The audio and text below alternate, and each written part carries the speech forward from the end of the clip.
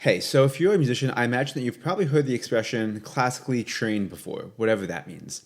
Well, we know what it means. It means that when you're learning, you probably learn music by people like J.S. Bach or Beethoven or Mozart or something like that.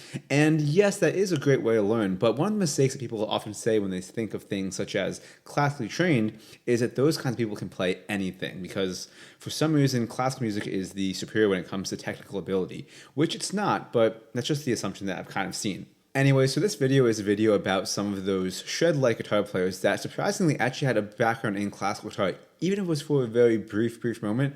For all we know, maybe that's why they're as good as they are, because they were classically trained. Spoiler alert, it's probably not, but if you're a classical guitarist, let's go ahead and just tell people that it is, so that way people are more interested to play classical guitar. Anyway, let's get started. Quickly, before we actually get started, I do just want to add in that I am not an electric guitarist, so this list is not entirely my own. I did do some surveying asking a few people around or seeing what people were posting about different people that play electric guitar that maybe had a background in classical guitar. Anyway, let's start off with the first person I found was James Hetfield from Metallica. Now, there wasn't much research I found on this, actually. There was just one article that I found that did state it, and it didn't seem like it was something he quoted himself. The other guitarists in this video, you are going to see quotes of them talking about their actual background and who they were influenced by. So basically what I found is when he was in high school, he was actually studying classical guitar and also classical vocals. The classical guitar part is maybe untrue, but it was stated in the same interview next to something that is true. So I'm going to go ahead and say that he did, even if it was very briefly. Let's go on to the next guitarist, though. So the next person that I found was the guitarist Steve Morse, also known as the guitarist from Deep Purple. You know, Smoke in the Water, Open Through 5, that guy.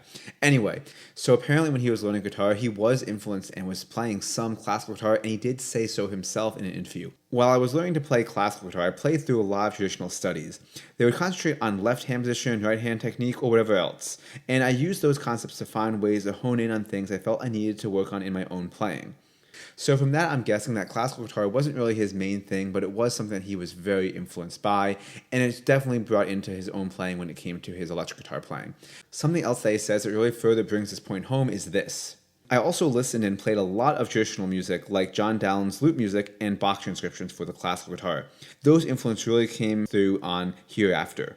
Okay, so the next guitarist on this list is Uli John Roth, who is unfortunately not as well known as some of the other guys on this list that you'll see, but of course the people who know him know that he is one of the best guitar players of his generation, and even still alive today, playing some things that most people wouldn't even dare to play. Anyway, let's talk about his classical guitar stuff though, because his electric guitar stuff you guys can find out all over on YouTube, I'm sure. Pretty accessible, but his classical guitar stuff, maybe not. So the first thing to know is that when he was younger, he actually studied classical guitar and classical piano. On his own website, you see that he was highly influenced by guitarists Andrew Segovia and Julian Bream. Now, the thing that I find interesting about him, though, is that unlike other people on this list, even though he's a guitarist and he did play classical guitar, he was actually very well versed in classical music composition as a whole. He was one of the first guitarists to really influence classical music, whether it was romantic, classical, or baroque, into modern electric guitar music, making him what's sometimes known as the father of that neoclassical genre. So the next guitarist on this list is somebody who's actually pretty well known because he is one of the guitarists for the band Animals is Leaders, and that would be Javier Reyes. Now, what I found interesting is even though he's a pretty well-known guitarist today, there isn't a whole lot out there about him and his classical guitar studies. But yet, there are quite a few videos of him playing classical guitar, and I want to add, pretty good as well. Anyway, long story short, the only thing I found out about him is that he went on to study music at Montgomery College in Maryland. I'm guessing he studied with a classical guitar focus, but again, even that wasn't concrete. So if any of you guys know more about him, definitely go ahead and leave it in the comments just because I'm curious about what he does and where he came from in terms of his upbringing as a guitarist. Anyway, the next person on this list is going to be, of course, Randy Rhoads. I wanted to put him kind of towards the middle of this list because, you know, everyone knows he plays classical guitar and there's quite a bit to say, and I wanted people that are going to maybe not watch the whole thing to at least get to this point. So let's talk about Randy Rhoads and his classical guitar background.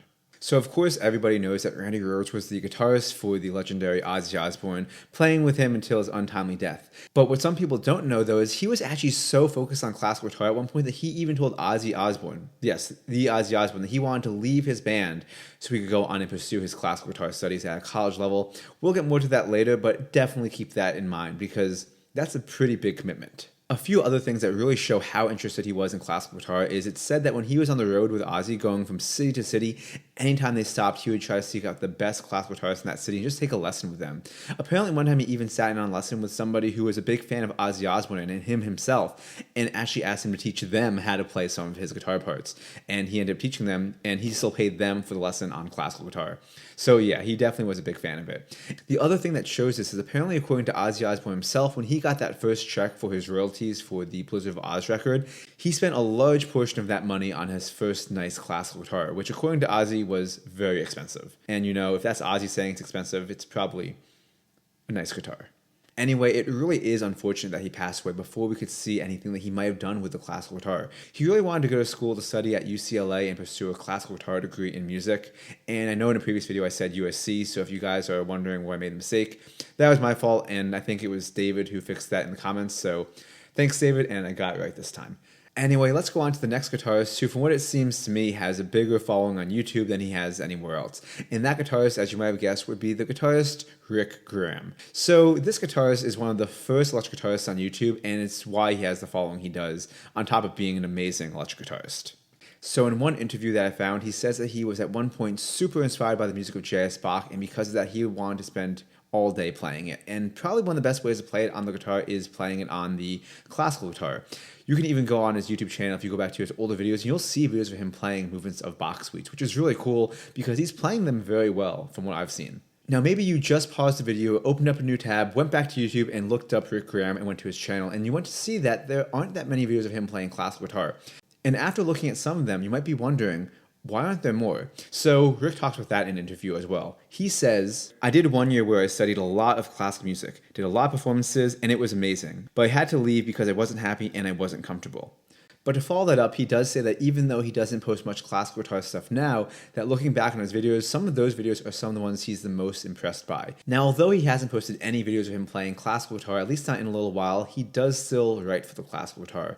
And one of his pieces was actually recorded by the classical guitarist Matt Palmer. So if you're curious, go check that out. The link for that will be posted in the description below. Anyway, here's the final two guitarists. So the final two I'm kind of putting together even though they're two different people, and that would be two of the guitarists from the band Megadeth. The first guitarist would be the guitarist Kik Loureiro, and I'm starting with him because there just wasn't a whole lot out there about his classical guitar background.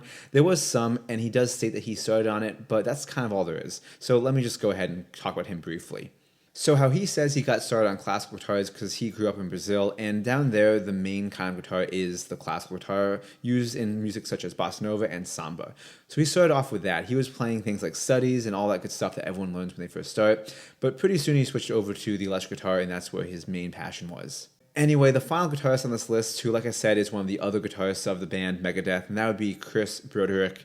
And he is well known as a lover of electric guitar, obviously from Megadeth, but also says he is really influenced by the acoustic guitar as well as the classical guitar. So let's dig a bit deeper into his classical guitar background. So Chris, unlike Kiko, actually started off with the electric guitar, and after playing the electric guitar for about 3 months, he says he wanted to play classical guitar, which you know doesn't happen that often, which is pretty cool. He says what influenced him was hearing Segovia records at such a young age and wanting to play, as they say, just like that. So when he was learning guitar, he says that he would wake up super early, practice electric guitar for 5 hours, then practice piano for like 2 or 3 hours, and then later practice classical guitar for another 5 hours. I mean, this guy was committed, as you can see. Now, what's interesting, though, is even though he was practicing for more than half the day, he actually had no aspirations to become a professional classical guitarist. And the reason why was because at the time, he just didn't know that was an option. He didn't know that you could go to school for music. So once he found that out, he went on to pursue a classical guitar degree from the University of Denver. Now, after all of that practice, I'm sure you guys can assume that he is a great guitarist. But unfortunately, there's only a few videos of him playing classical guitar out there. And the reason why he said is just because the time commitment of being in a big band like Megadeth, he has just no time to practice anything else besides what he needs to do for that. He does say that on his off time, he does like to practice classical guitar from occasion to occasion, really diving back into what he loved about it back then. But at the moment, being the guitarist for Megadeth, which is obviously is a pretty sweet deal, is his main thing. So that's his story. Anyway, thank you so much for checking out this video. I wanted to do this video for a little while because it's one that I've had in the back of my mind since I started the channel, and I just haven't gotten around to it. And when I finally started looking up stuff about it, I realized that there was a lot more to each of these guys than I knew. So I wanted to make sure I could find the best I could. And of course, I'm sure I still missed stuff. So definitely go ahead and let me know what I missed in the comments. Anyway, if you're a current subscriber, thank you so much for doing so. And if you're new here, I hope that you guys would consider checking out more videos on my channel. And if you like what you see, go ahead and hit that subscribe button down below. It would definitely help me out a lot to get more people to see these videos, and hopefully we can have more fun classical guitar videos on YouTube. Anyway, that's all for now. So I'll see you guys in the next video. And again, thanks for watching. Bye.